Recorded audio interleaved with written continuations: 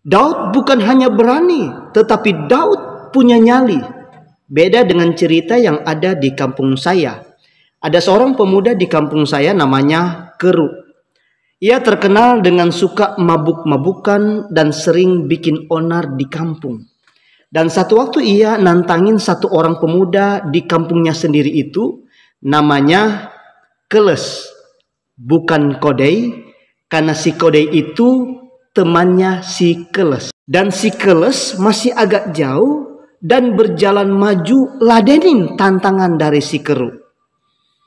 Saat Keru melihat si Keles maju dengan berani dan punya nyali, si Keru langsung teriak dan diikuti dengan caci maki.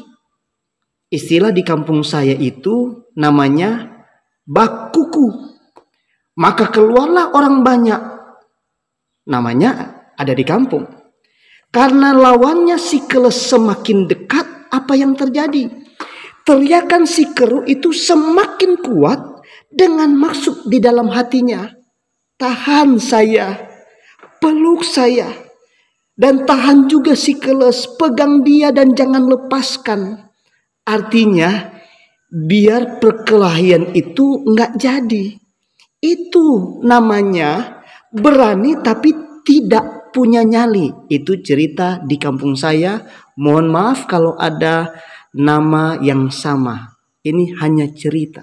Bahkan setelah si Keru sudah ditahan, sudah dipeluk oleh orang banyak, kemudian juga si Keles juga hal yang sama, ia semakin berteriak dengan keras dan berkata, "Wow, lepaskan saya mau sekarang, saya mau bunuh kamu," dan banyak lagi kata-kata yang ada di kampung saya.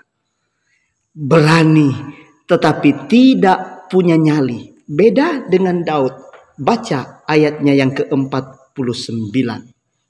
Firman Tuhan berkata, lalu Daud memasukkan tangannya dalam kantungnya, diambilnyalah sebuah batu dari dalamnya, diumbannya, maka kenalah dahi orang Filistin itu, sehingga batu itu terbenam ke dalam dahinya, dan terjerumuslah ia dengan mukanya ke tanah.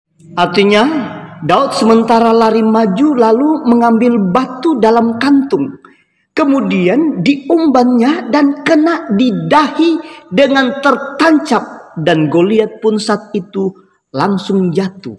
Pertanyaannya, bidikan bagaimana?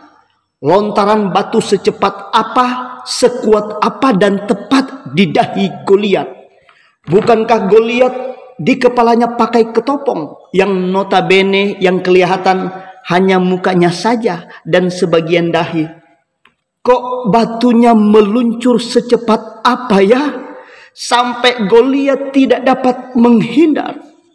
Jawabannya, jika kita andalkan Tuhan dan punya iman yang stabil, maka banyak hal yang Tuhan perlihatkan kepada kita dalam pergumulan kita, perkara kita, masalah kita, dan lain sebagainya.